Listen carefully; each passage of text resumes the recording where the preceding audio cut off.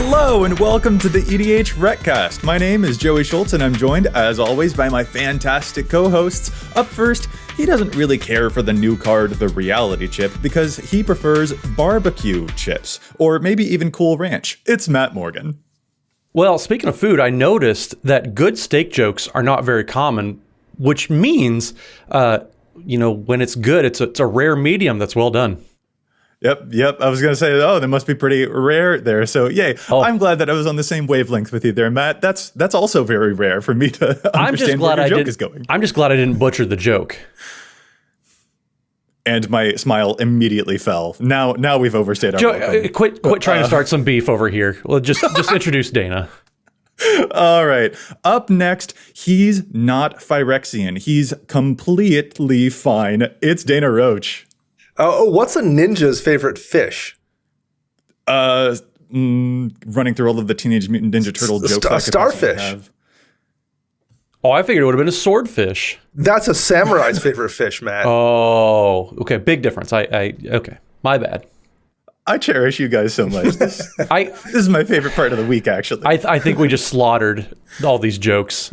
So we're going to move on. Okay, this is the EDHRECast. It really snuck up on him.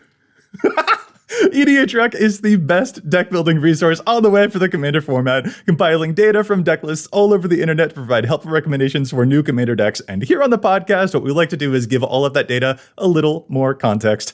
Matt, hopefully without introducing any other dad jokes here, what is it that we're talking about in this week's episode? Well, this week we are going to challenge the strats, as it were. So last week we challenged the stats. So we're going to look at some strategies and maybe think, are there some commanders that could be doing better with a different strategy out there? Indeed. Yeah, this is a pretty fun one. We'll be talking about some different directions that you could be taking some of these commanders given their abilities. It should be a whole bunch of fun. Real quick, before we get into our main topic, let's pause and thank Josh Lequai and the folks at the Command Zone for handling the post-production work on the podcast, making it look as spiffy as it does. And of course, we want to thank our sponsors for the show too. The EDHRECast is sponsored by Card Kingdom and TCG Player, the ninja and samurai of online retailers. Just head over EDHREC and choose the card in question. Click on the vendor link down below, and doing that supports both the site and the show. And if you prefer to support the show directly, which I think is an A1 choice, you can do so over at patreon.com/EDHRECast. We have patron tiers of all levels, whether you want to join the Discord community, which if you don't, I think that's a big mistake. Or you can look at all the historic challenge stats. You can even get some swag for yourself, all sorts of perks while supporting the show directly. That's a prime choice right there. So do so over at patreon.com/EDHRECast. And don't forget the special tier where we shout out somebody just for signing up. So this week, we want to give that very special shout out to Cedric Balton Steer. So Cedric, thank you so much. I think you steered yourself in the right direction by going to our Patreon page and support us. So thank you so much, Cedric, for all of the support. Are dad jokes like poison counters? Like if we hit 10, do I automatically lose this game? Because I'm pretty sure I already hit that limit, you guys. It could be. They just accumulate over time. You can't actually get rid of them. There's no it builds up leech in your system like lead. Yes. Oh my goodness. You guys are ridiculous. All right. Let's recenter ourselves. Let's get to it. Let's move on. Because cows go moo. I bow down to your genius, Matt. That was Joey has beef with both of us after all of this. So we're going to move into it. We have a show. I am determined to make the show happen. So yeah, we are talking about a little topic here: challenge the strats instead of challenge the stats, which is kind of just a big version of challenge the stats, I guess you might say. Specifically, there are a bunch of commanders out there that, according to their EDHREC data, we see that there is a big strategy that a lot of players tend to use that commander to do. And that is super fun for sure, but we wanted to put forth some other ideas of different strategies that you could use for those commanders instead. And real quick, this is like a big disclaimer. We're super not saying that these commanders are being built, quote, wrong or anything like that. Like there is no wrong way to build a commander deck. These are like if you're choosing card choices for reasons like their art or their flavor, or if there's a specific tribe that you super like, that's totally cool. That's an awesome reason to do it. But these are just some commanders where we saw their abilities and thought that maybe there's another direction that it might be fun to take those things into. So that is what we want to talk about today. Matt, I hope that you enjoy challenging the strats, as it were. This, I think, is it seems like a topic that is especially personal to you. And Dana, based on the way that you build, I know it's definitely a thing that you like to do as well. But yeah, it should be a whole bunch of fun, I think. Yeah, I mean, definitely. We talk all the time about how what we see on the page may not necessarily be something that is the most fun. It's just what people are defaulting to. And there's a lot of just real hidden gems of information out there. If you just take a little bit and look a little bit deeper, you can find all sorts of awesome synergies that maybe people don't focus in on. Like I have said on this show a few times, there's more than just the traditional line of text for any given commander. So focusing on the forgotten text, you can open up some really cool possibilities. Very much. And I think also one of the things that we should probably say here too is that one of the inspirations for this specific episode is the situation that's probably going on right now with Sisay Weatherlight Captain. So Sisay Weatherlight Captain is that technically 5-color commander, the 3 mana from a Modern Horizons set. It's a 2/2, but it has a 5-color activated ability that can go and search you out a bunch of legendary cards from your deck, which is really awesome. And it has become the default shrine commander. Like 51% of players are playing Sanctum of All in that deck, for example, and the numbers are pretty much the same for a bunch of the other shrines that exist. And that is like super duper awesome. That is a great commander to use those shrine abilities. But now we have that new Go Shintai shrine commander that came out in Kamigawa Neon Dynasty as well. And that does kind of muddle things up a little bit for Sisay. Since there is now a competitor when it comes to shrines, what we kind of expect to happen here is that there could be another direction for players to take Sisay Weatherlight Captain that isn't as shrine devoted. This no longer has to be the default or the de facto or the go-to shrine commander because there's another commander that is so explicitly wanting to do shrine stuff, like Go Shintai commander. So that leaves Sisay open, available space to do something completely different. So that's what we want to talk about. We're like, what are those other areas that you could explore instead? Yeah, I mean, on one of our very earliest shows, when we reviewed the Dominaria set, I remember myself specifically talking about Muldrotha and commenting on, we already have Carador, we already have Marin. Does anybody really care about getting one more variant on that commander? And of course, that's one of the most popular commanders of all time. So clearly people did care about getting just a slightly different version of that commander. So yeah, that's definitely something to look at and talk about here, because it's interesting to see what makes people choose that one commander over another one, and what makes one just be the thing that, to go back to last week's show, the commander that chooses you, like, why does that one choose you when there's something else that could easily have done the same role? Yeah, very, very much. And especially, I think it's also worth noting that this is a transformation that we've already seen happen over the years when it comes to Karametra God of the Harvests. Karametra God of the Harvests, of course, the Selesnya God, which whenever you would play creatures would go and find you lands. But since it was a god, it was an enchantment creature.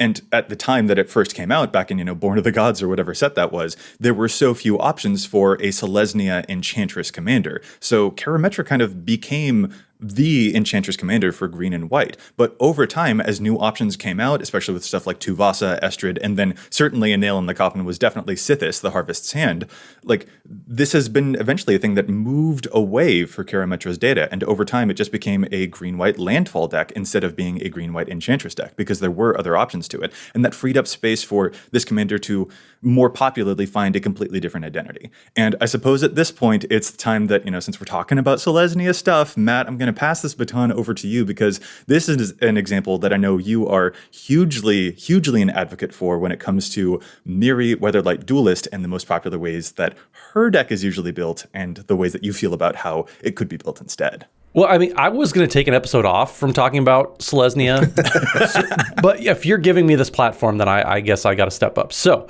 but yeah, no, Miri Weatherlight Duelist is it's such a fantastic commander, and you see this a lot with pre-constructed deck commanders anyways, where they're either the face commander or a backup commander in some of these pre-constructed decks, where people are just kind of seeing what is in the pre-con deck with it, and a lot of those stats just kind of echo that, and so people don't really diverge very far from any given strategy unless it's very, very blatantly obvious, but you'll always see some tinges of some of those cards that are staying over in the new decks, even though they necessarily shouldn't necessarily be there.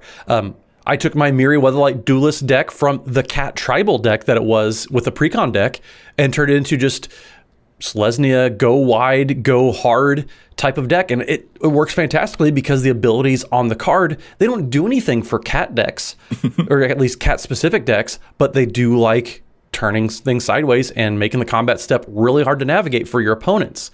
And so that's kind of a really good example, I think, for this type of episode where we see the data, but is there a strategy maybe that the commander could lean into a little bit differently, or maybe also could lean into that people just aren't really looking at? Yeah, like Miri has that amazing ability. Whenever it's attacking, each opponent can't block with more than one creature this combat. And it happens to be a cat, that's true. And when we first found this card, when it came out, it was in a cat tribal deck, so it's surrounded by a bunch of cats. And all over its EDHREC data page, we still see a bunch of other cat tribal cards, a bunch of, things like Kasali Slingers, for example. And these aren't bad directions to take with it. Like, you can certainly build a regular cat tribal deck and you've got a cat commander, that certainly works. But Matt, the things that you've done instead with that deck are focus on other stuff that just makes combat way more tricky, like a Pathbreaker Ibex, for example, which when it attacks along with Miri, it's pumping up your entire board full of tokens, and your opponents cannot block all of the stuff that you've pumped up. They can only block with one creature, so you're dealing almost immediately lethal damage.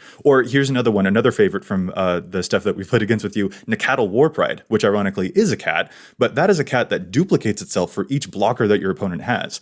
And that's nice and all, but Miri's like, yeah, but you can't block all of these tokens. So you're just going to be hit by a bunch of extra tokens if your board is trying to be as big as my board. And those are just super funny things that you can do with this deck that you don't have to be married to the cat tribal, because the commander's abilities are completely different. Like, I totally think that if we had just gotten Miri Weatherlight Duelist released not in a cat tribal precon, but just released in a Dominaria set, for example, that her data would look completely different than what we see on her page today. Oh, absolutely, yeah. I mean, cards like Orin Frostfang, where you don't want your opponents to be able to block, they benefit a huge amount from Miri's ability of only letting people block with one creature. So having a lot of cards that are benefiting from that, yeah, they're not necessarily cats. Yes, like you said, Joey, there are certainly cats that like Miri's ability, but also like there's just such a huge door that opens. It's kind of the reverse of what we were talking about a couple weeks ago, where you have to look beyond the immediate ability, and we're kind of doing that here too, except with strategies, not just with cards.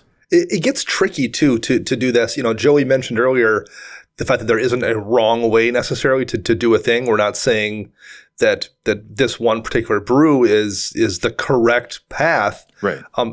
But sometimes we're kind of asked that too. Like, well, when we're doing a review, people kind of want a hard and fast opinion about whether or not, Commander A is better than Commander B for doing this thing. So that's where things do get kind of difficult sometimes. I totally agree. There isn't necessarily a better path. Miri isn't necessarily wrong as your cat tribal commander, but it's one of those things like on an evaluation axis, there's probably better ways to do that. Yeah, it's or more effective, or more likely to lead to a win, however you want to word that. So it gets to be, there is a challenge there sometimes to how you want to phrase this kind of discussion, for sure. Very, very much. I think one of the most important and honestly one of the coolest lessons that you can learn when playing EDH is very much this not viewing things through a strictly better lens, but also not viewing cards just through is this a good card lens. Like, there isn't a good card and a bad card. Mm-hmm. There's like the question to ask isn't, is this a good card? It's, is this a good card in this specific deck? And that's such a big level up moment is how it feels to me. And it's funny for us to linger on Miri, which, Matt, you have cited across the years as a really favorite example of this exact type of thing, where a direction that commonly shows up on her page is not the direction that you would take it. And the direction that you would take it, you feel is a bit more potent given her actual printed abilities. But It's kind of funny because I think this same thing is kind of true for Arabo as well. Like, this is a very confused precon when it comes to the data that we're still seeing on EDHREC for it, because Arabo, you see quite a lot of equipment stuff still on Arabo's page with like Behemoth Sledge or Loxodon Warhammer, that kind of thing, because the precon came with a equipment sub-theme, because the card Nazan also came in that precon, and he's an equipment cat commander. So he's a lot more Voltron, but you still see little echoes of that. There are some of the Leonins and stuff that care about having equipment in the deck.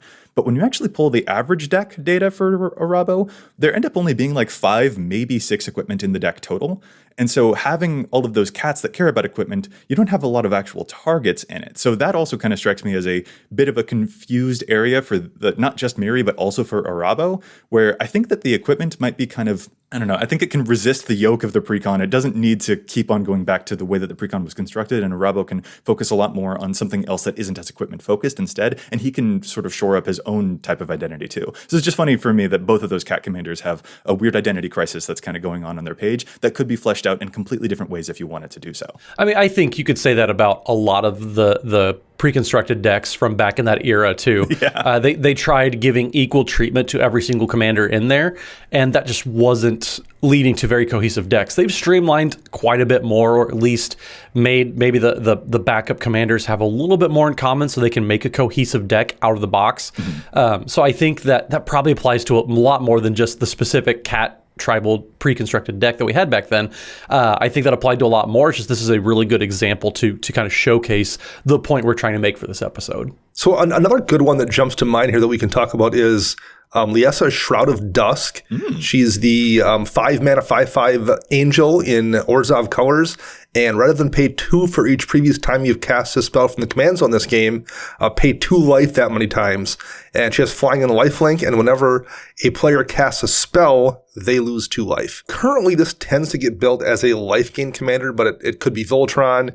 You see it as an angel tribal commander for people that want to build black-white angels. It's always 5 mana, which is nice. It has amazing keywords, which is really, really nice.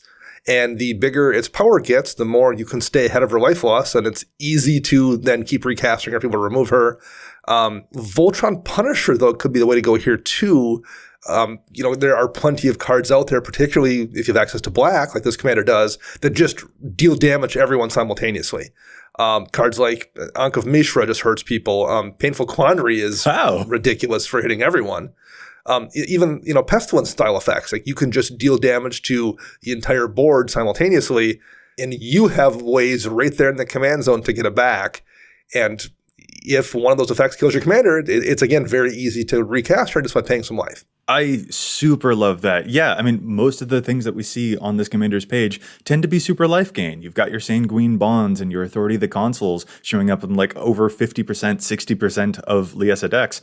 But it could just be like, instead of focusing on life gain, you could just focus on the punishment axis of this commander instead. And that will, I'm actually, I guess, kind of personally surprised not to see more of that influence in her deck data, because it seems like such a vicious effect. The life gain stuff does help you stay ahead of her own ability, but it's interesting that the major direction that we see for this commander tends to be a lot more focused on increasing your own life total as opposed to sort of digging your heel into your opponent's life totals, which is a totally different strategy to go with and could be possibly more powerful given how punishing she is and how difficult it is to keep her off of the field, since she's constantly just going to stay immune to the commander tax. Well, and it's always interesting, too, seeing all these themes that they show up on the page, but they're so far down on those commander pages.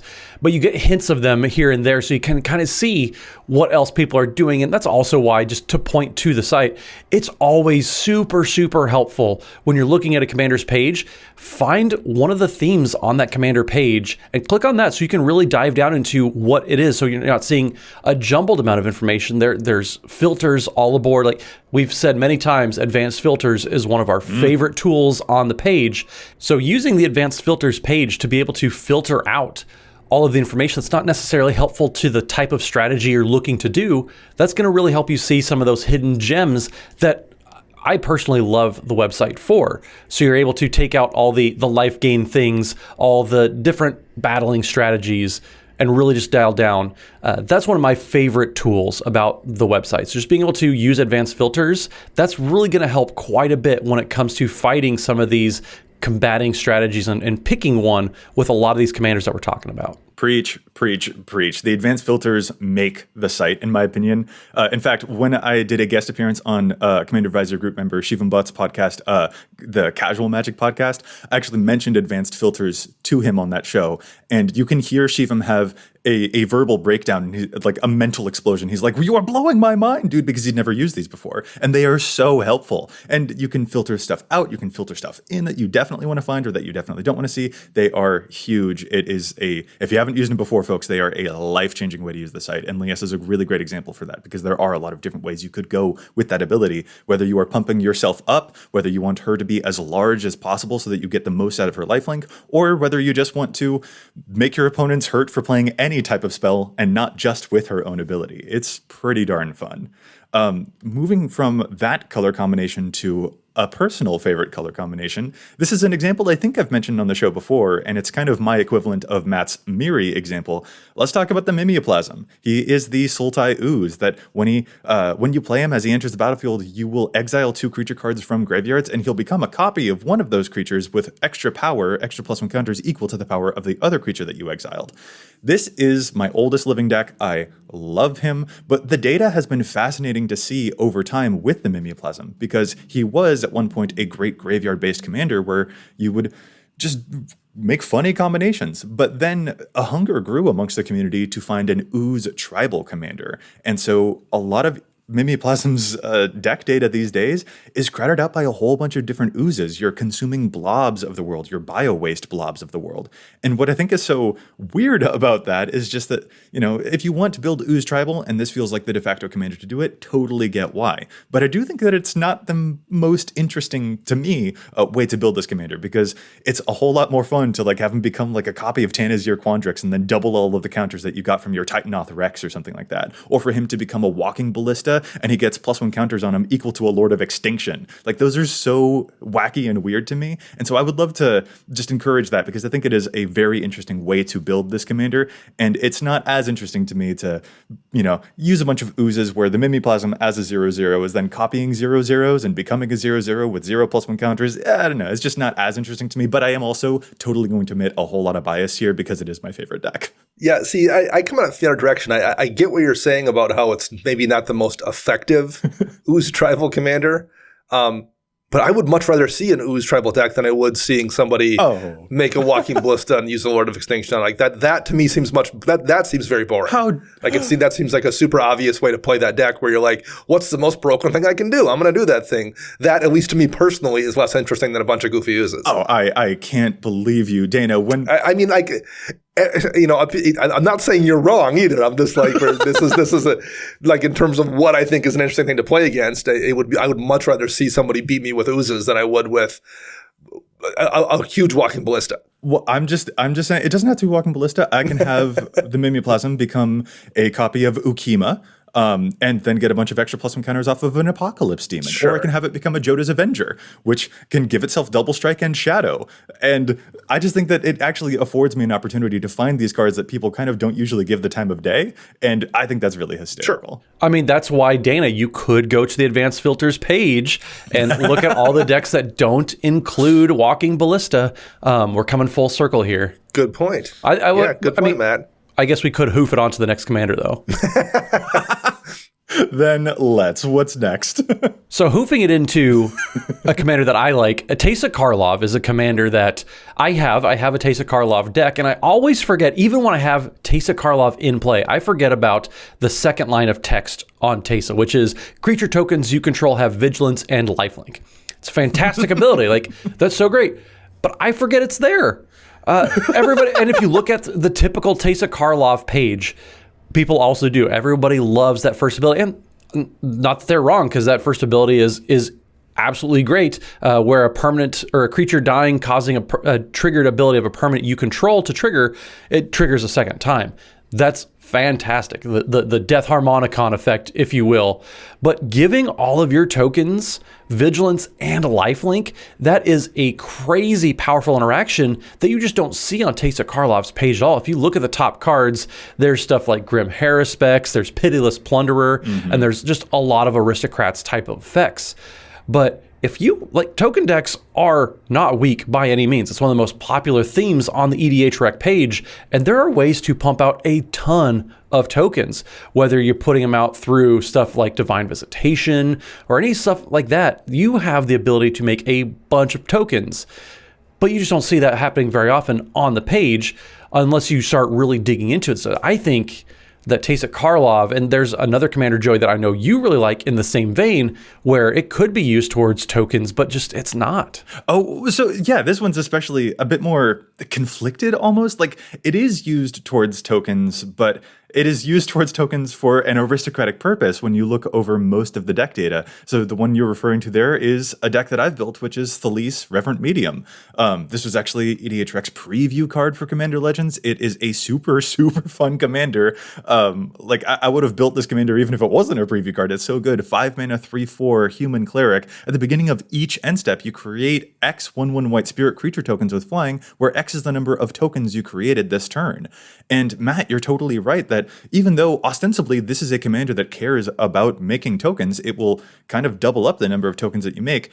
Most typically, the stuff that you see that those tokens are used for when you investigate Thalisse EDHREC data is for aristocrats' purposes, such as Zulaport Cutthroat or Cruel Celebrant. There are a bunch, I mean a bunch of other death trigger things happening on Thalisse's page because she makes a whole bunch of bodies, and then you'd be able to get a bunch of sacrificable things to use for Zulaport Cutthroat to drain your opponent's life totals, which totally makes sense. But having built this commander, I have personally found that my power output is kind of a bit more exciting sometimes when I just focus on the tokens, on pumping them up with like a Cathar's Crusade, for instance, or using Jazal Goldmane to give a board full of 10 tokens +10/+10. And that's a really exciting version of the damage output for me. So it's interesting to see how much these two commanders really have a whole lot in common. A lot of the Orzhov instinct seems to be very aristocratic, but you can focus on just the token parts of these if you want to. And like when it comes to the examples for the Teysa deck that you love, Matt, for example, like a cool thing that you could do there if you really wanted to lean into the tokens all having vigilance and lifelink,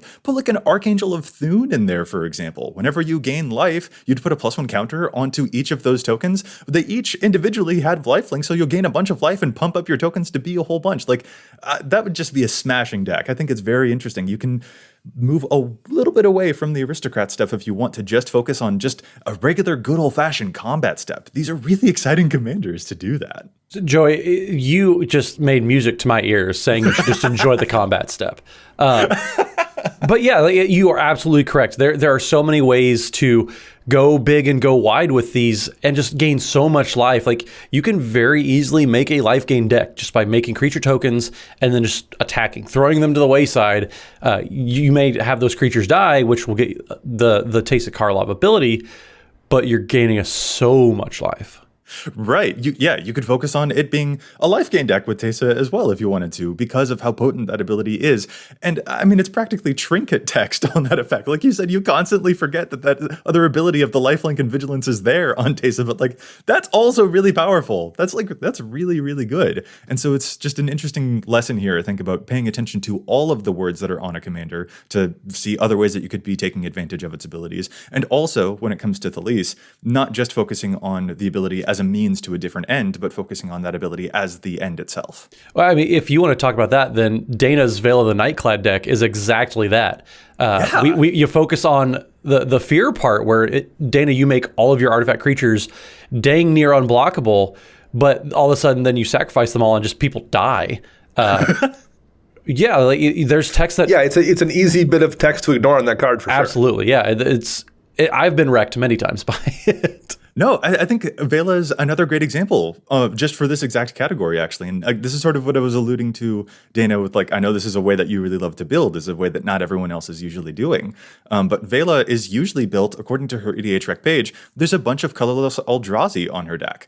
On her deck page, I mean. And like, you have gone with an artifact deck build instead, because those are also colorless creatures that would take advantage of the colorless unblockability effect that Vela provides. So that right there is a huge difference, and it's really rewarding when you play that deck. Well, and I think once upon a time, she was a ninja commander. So that's a commander that's seen, not only am I not playing it the way it gets played now, but it was played way differently even originally, because that was, I think, came in the original Plane Chase ninja deck. And until we actually got a ninja commander, that was kind of the default everyone used for that deck, I think. I think you're right, yeah. And it's a wild set of abilities, a really cool bunch of stuff there. So yeah, paying attention to all of the words there and seeing what is the means to the end and what is the end itself, that's definitely a really big lesson. We've got a couple of other examples that'll be exciting to get to, but let's save those for the back half of the show, because it's been far too long since we did a good old-fashioned challenge the stats instead of challenging the strats. This is just one of our favorite segments ever on this podcast, and there's just so much data on EDHREC, but we don't always agree with it because sometimes cards see too much or too little play. So Dana, I'll pass this off to you. What's your challenge for us this week? My challenge this week was submitted by patron supporter Flavor Police. Okay. And their challenge is indulging patrician in Doran the Siege Tower decks. Indulging patrician is 3 mana, 1 a black and a white for a vampire noble with flying and lifelink. It's a 1/4, and at the beginning of your end step, if you gained 3 or more life this turn, each opponent loses 3 life. So because of the way Doran works, where you actually your creatures deal damage equal to their toughness, this winds up being a 4-life hit. And then because of the extra text on here that says, at the beginning of your end step, if you gain 3 or more life this turn, each opponent loses 3 life. Well, it triggers itself. So it winds up being a 3-mana creature with evasion that gains you some life, and it's a 7-point swing on each opponent. It's hitting each opponent functionally for 7 damage per turn while gaining you life. That's a really, really nice piece of tech in that Doran deck. That's a really efficient creature you can drop. And it definitely should be in more than the 0 Doran the Siege Tower decks right now on EDHREC. Wait, Dana, I know that you've always been trying, like, your mission has always been to find, like, the cards that show up in the least amount. But, like, did Flavor Police, did our patron supporter just win? None decks, yeah. So that's a real solid inclusion. I like it a lot for that deck. Yeah, the 0, what a champ. That's a great pick. But yeah, wow, that does sound really, really potent. I'm loving that. I'm going to move to my challenge now, and mine is for Eruth the Tormented Prophet decks, which is the Izzet commander from Crimson Vow. It is 3 mana, 2/4 legendary creature human wizard that says if you would draw a card, exile the top 2 cards of your library instead, and you may play those cards this turn. And so my challenge here is actually inspired by one Jeremy Knoll, who y'all might know from Commander Versus, and he's pointed out a very clever thing here about what's going on with Eruth's data, specifically a card that is seeing too much play on Eruth's page, and that's Harmonic Prodigy, a 2 mana human wizard 1/3 with prowess, but also the main important thing here is that it says if an ability of a shaman or another wizard you control triggers, it happens an additional time. 24% of Eruth decks so far are playing Harmonic Prodigy, and according to Jeremy Knoll, and I agree with his assessment here, this is too high because it looks like what people want to do is to use Harmonic Prodigy to double up the ability of Eruth, but Eruth's ability to give you the impulse card draw instead of regular card draw, that's not a triggered ability that Harmonic Prodigy would double. That's a replacement effect that Harmonic Prodigy wouldn't do anything to at all. And so, unfortunately, looking over the data, seeing that there aren't a lot of other shamans or wizards on Eruth's page at all, it really does seem like Harmonic Prodigy is an inclusion based on a rules misunderstanding, so you probably shouldn't play it in that deck because it won't do anything with Eruth, and instead you can focus on other impulse, fun card draw effects that commander will absolutely just give you a bunch of card advantage for instead, and you don't need the Prodigy to help you out with it. Well, Joey, I want to take a stab at this challenge of stats thing, so I'm going to cut right to the chase.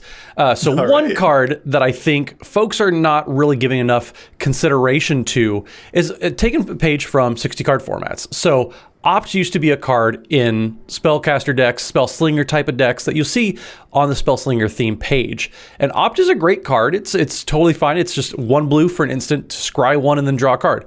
It's just quick and efficient. It's pretty great. But 60 card formats have stopped playing Opt, and that's saying a lot because every single blue deck was playing 4 Opt for a long, long time, whether it was Standard, Modern, Pioneer, all that. One card that they've moved over to that I think a lot of people need to give some consideration to is the card Consider. So Opt is being played currently in 48% of Spellslinger decks, and I think that number should be what Consider is getting played at. So Consider is 1 blue for an instant that says, look at the top card of your library, you may put that card into your graveyard. So basically, you surveil, but it doesn't actually give you the keyword, and then you draw a card. So Commander is all about resource accumulation, and if you're Joey, the graveyard is very much a resource for you. Mm-hmm. So having cards in the graveyard as opposed to on the bottom of your library where you don't necessarily have access to it anymore is something that I think a lot of players can benefit from. Being able to put cards into your graveyard where you can cast them with a big Mizzix's Mastery. If you want cards in your graveyard, there's all sorts of benefits to having cards in the graveyard as opposed to on the bottom of your library. You're still getting a cast trigger. You're still getting an instant speed, do something to draw a card. There's a lot of benefits from this, and I think this is just one of those small upgrades. I mean, I know that I've challenged like 4 out of 5 weeks. It's been a random common from a different set, but that's where you get a lot of these valuable little upgrades. And so I think if you're playing Spellslinger decks, you're all about building up to one big turn. So having a bunch of instance in the deck doesn't necessarily help you. There are great sorcery speed cantrips to help you have that big turn, whether it's Ponder, Preordain, any of that. But if you need a few instant speed options, I think you should definitely consider putting Consider in the deck.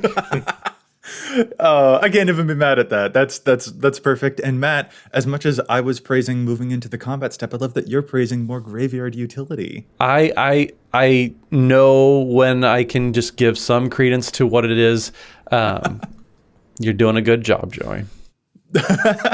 Yeah, that's a really good observation. Those cantrips can be really good, but the ones that put resources in places where you can access them later, it's also really, really spicy. Not gonna lie. Yeah, Consider isn't even on Spellslinger, like the theme page right now. And so I think, especially since Opt is being played in as much it is, I think you just need to make that swap. I like it. Okay, guys, let's get back into our main topic here. And, Matt, I might actually pass this next one off to you. We both kind of agreed about this idea for Peer and Toothy, which are very famous Simic commanders that care about counters. And the thing that you usually see on their page is a bunch of +1 counters, but what's something else that you could do with Peer and Toothy instead? I mean, beyond +1/+1 counters, like there's a world of different counters out there now, whether it's indestructible counters, whether it's hexproof counters, but also like Planeswalkers also get loyalty counters. You and I have talked a few times why, being kind of surprised that why aren't there more Planeswalker? Why aren't there more Super Friends? Because Simic colors get a lot of Planeswalkers. And so being able to double them up and get to your ultimate abilities that much quicker, that just seems, not quite irresponsible. I won't go that far against people, but it seems like you're missing on a really good opportunity to go outside the box and play some pretty potent strategies. And specifically here, the thing to point out is that Peer's ability actually works with those loyalty counters in a way that not a lot of those effects that we usually see will do. Peer says if one or more counters would be put onto a permanent your team controls, that many +1 of each of those kinds of counters are put onto that permanent instead. And this is appreciably different from an effect like Doubling Season, which only cares about effects putting counters onto your Planeswalkers. Peer will actually power up your Planeswalkers by an additional loyalty every time you use their loyalty abilities, which are usually considered a cost, not an effect. Peer doesn't care. Peer is still going to put extra counters onto your Planeswalkers, so you'll be able to ult them like a full turn faster. Like Ugin the Spirit Dragon, for example. After a single turn, he is ready to use his ultimate ability. That's fire. That's so good. And there are a whole bunch of other Super Friends you could use for this deck, and so you don't have to focus on the +1 counters that most folks do with Peer and Toothy. You could just make it Simic Super Friends. And you're also in colors with access to Doubling Season anyway. so like you just have almost all of the tools. Green and blue are known for proliferate effects as well. You just have everything there at your disposal to do busted Super Friend stuff. And yeah, I also agree. It's kind of, I'm surprised you don't see that route taken way more frequently. You are not wrong. I suppose that is, yeah, that's really funny. But yeah, like Teferi, Master of Time, he's the one who you can activate on every single turn, and he'll get like 2 counters every single turn instead of just a +1. Nissa Vital Force would enter and be able to ult right away because she ults at 6, but she enters with 5, and Peer would make it 6 counters for loyalty there anyway. Or here's another really weird one. Jace the Living Guild Pact. That is not a good Planeswalker. It's really not a great Planeswalker. No, it's not. It's super not. I don't even need to read the ability. It's not very good. But importantly, if you have Peer in play, when you play Jace the Living Guild Pact, he's ready to ult on the very next turn, and the ultimate, if you can use it, is actually kind of decent. So like that is a bad card that would actually be very good for a Simic Super Friend strategy. And so I would love to see more Planeswalkers show up on these Simic commanders page, because they're really, really potent in a way that I don't think most people expect the tempo to be that powerful. In addition to Doubling Season, I will also mention Deep Glow Skate is in these colors, which is a creature where you can, when it ETBs, double the amount of counters on the number of target permanents. So you just double the Planeswalker counters. Yeah, you could just do all kinds of crazy things here. Since we're talking about things with blue in the color identity, let's go over to Linvala, Shield of Seagate. Linvala is not a very good card, I don't think, in Commander. Oh, what? At least this Linvala isn't, generally speaking. I think, as written, she's a commander that says at the beginning of combat on your turn, if you have a full party, choose target non-land permanent an opponent controls until your next turn it can't attack or block, and its abilities can't be activated.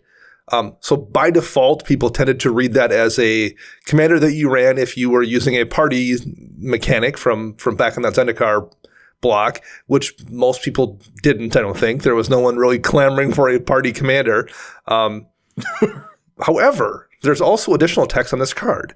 It says, sacrifice Linvala and choose hexproof or indestructible, and creatures you control gain that ability until end of turn. Again, I think people tended to read that as just a bonus thing you could do with the party deck you built. But I want to give a shout out here to friend of the show, Lenny Woolley of Scrap Trawlers. He's also one of the EDHREC writers. He's got a really good Linvala deck, which is surprising because I think she is generally a fairly boring commander, like I said. But he's really kind of focused on that last ability, and it just treats her like an Azorius heroic intervention in the command zone. He can just use her to save the rest of his team whenever necessary, and has ways to recur her to reuse that ability, things like Gift of Immortality, so she's readily available to save the rest of his team. And the party stuff really doesn't matter. Like, he's not focused on that at all. He's just running good cards in those colors, and she's a way to protect them. That's a really, really good use of a creature that otherwise I don't think is very interesting in the command zone. He found a way to just focus on that last line of text and build against kind of what the card is suggesting and kind of treat her as an instant spell out of the command zone. That's really clever, and it's made for a very good deck. So that's one I definitely wanted to shout out as a way to find an interesting build path with a commander that doesn't seem to be suggesting that to you at all. Well, you look at a card like Selfless Spirit, which is close to the same thing as Linvala, not quite. But Selfless Spirit, you're able to sacrifice it and give the creatures that you control indestructible until end of turn.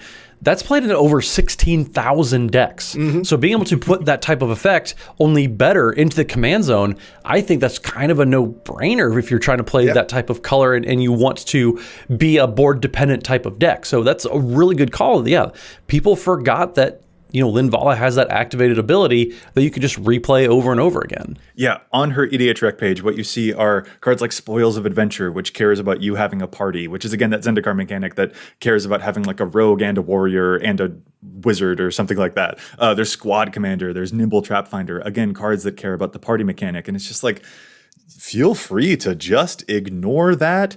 You can just put Gift of Immortality on Linvala and your team will basically never be able to die, because anytime you sacrifice Linvala, Gift of Immortality will bring her right back and put itself right back onto her, and then you can sacrifice all over again. And so you're right, Lenny just uses a bunch of big Avacins, a whole bunch of other angels and stuff that will just constantly smash face, and it's hard to use a Wrath effect against them because constant hexproof whenever you need it, constant indestructible whenever you need it. Like, this is one of the only times, this commander specifically, where I'll say that Sun Titan is an MVP, because Linvala is a 3-mana commander that Sun Titan would get right back so that you can continuously give your board indestructible at a moment's notice.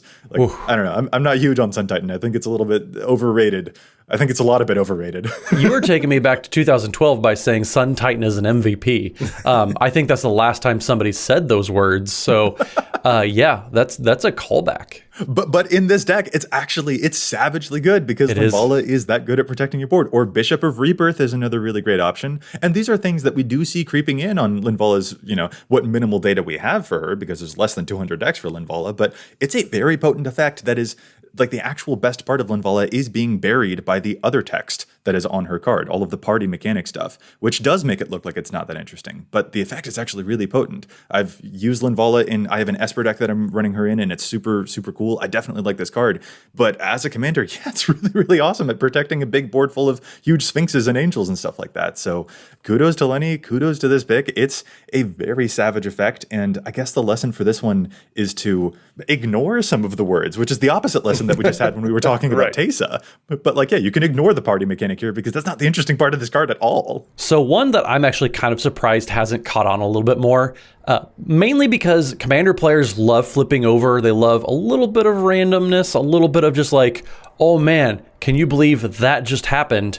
That this seems like could encourage that. Is Aluna Apex of Wishes decks. So a lot of players, if you look at the page, they're just treating like a typical mutate deck. There's all sorts of Gem Razor and Migratory Greathorn type of cards where, yeah, you want to be mutating onto these things and you want to get those types of effects from whenever this creature mutates, do the thing. One thing that actually, though, that I'm surprised hasn't caught on a little bit is making some little throwaway type of creature, like a Colony Garden type of token. Yeah, you play a land, you get the token, and then mutate onto that, and then just polymorph. That's a thing, right? Polymorph is a spell where you just get to flip into some big, massive creature because the only big, massive creatures you're playing are these things that are just insanely crazy, powerful, worth cheating into play, like a Blightsteel Colossus or, I don't know, Eldrazi are popular, right? Those are big and powerful. Flip into an Eldrazi, why not? Oh, yeah, that's so perfect, because Aluna's effect, when it mutates onto something, which you could do right from the command zone, it would have that polymorph effect, find a non-land permanent card, and put it right onto the battlefield. So you could build the whole deck as just like the only creatures, the only non-land permanents, are, Emrakul's and Kozilek's and Blightsteels. And you've got a polymorph deck right there waiting for you. Matt, I love this. Yeah, the ability of being able to flip until you hit a non-land permanent means you can just crank through if you're only playing spells, lands, and then creatures, or I should say permanents that you want to flip into. If you get a free Omniscience, why not?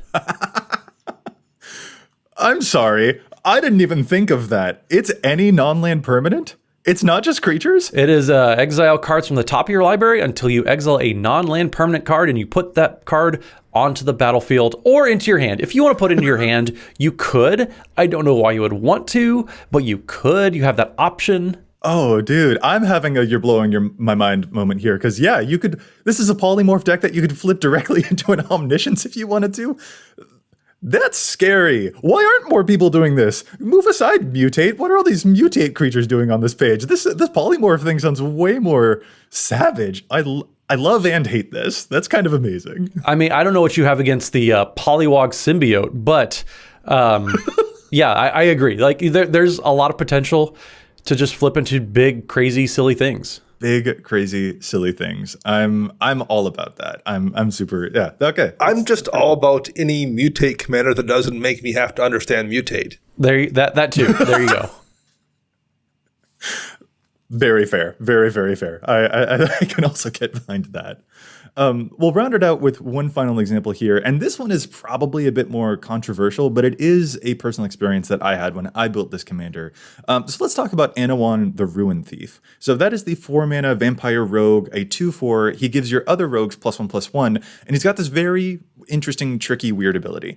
Whenever one or more rogues you control deal combat damage to a player, that player mills a card for each 1 damage that was dealt to them. And if the player mills at least 1 creature card this way, you draw a card. So the general strategy here is to use your rogues, and you can hit your opponents. You might get to draw some extra cards as Anawan helps you fill their graveyards. And there are some rogues that care about your opponents having a couple more extra cards in their graveyard. For example, Soaring Thought Thief is a really popular option for Anawan, which gives your rogues an additional +1/+0 if your opponents have enough cards in their graveyard. And that is nice because Anawan helps facilitate the growing of their graveyards by milling them a little bit. But when I was playing this deck, I had a lot of struggles with the ways that I see a lot of the data is being influenced by, again, this commander's precon, because cards like Consuming Aberration showed up in that precon, for instance, which gets bigger for all of the cards in your opponent's graveyard, which seems absolutely perfect for what Anawan is doing. Like, awesome stuff. Or there's a lot of other effects that might steal things out of their graveyards. Whisper Steel Dagger was another example from that precon. Here's the thing for me, though. That is not the strategy that I ended up liking very much for Anawan, because filling opponents' graveyards, I mean, heck, Matt, your challenge to stats earlier was literally about how cool a different spell option might be to fill your graveyard instead, because then you could use it with a Mizzix's Mastery or something, right? Like, you yourself have admitted that having a big graveyard, like opponents filling your graveyard even for you, can be really good for you, actually. Yeah, it seems like you're just helping somebody beat you. So if If you're going to let them do that, then I guess you should. You just allow them. Yeah, like, yes, please continue.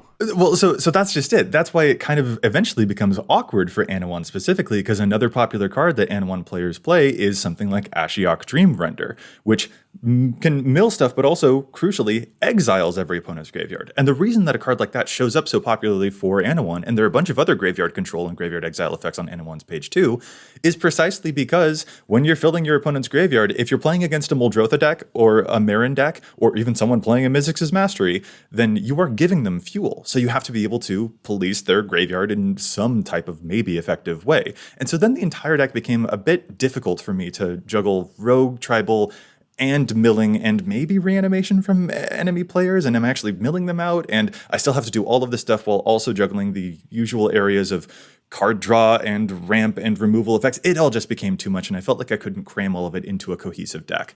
And so what I decided instead to try out, and which I had a lot more fun with Anawan, was just focusing on the fact that so many of these rogues are really hard to block, like Invisible Stalker. Like, they're just unblockable things. So what I did instead was focus on what they call the Saboteur strategy, where if you put a Quietus Spike onto one of your creatures, for example, Quietus Spike is a fun equipment that when the equipped creature deals damage to an opponent, they lose half their life rounded up, which is really awesome. And so I focused on just a Saboteur strategy of getting cool effects whenever my unblockable creatures poked through an opponent's defenses. And I thought that was a whole lot more fun, and it still had a great sense of rogue flavor. So a bunch of fun equipment like that were a lot more rewarding to me than trying to police and fill the graveyards at the same time. I mean, that seems like a perfect situation to run a Vorpal Sword, if you ask me. Oh, I didn't even think of that. Dana, that's a really good idea. Any excuse to put Vorpal Sword in a deck, I am all over.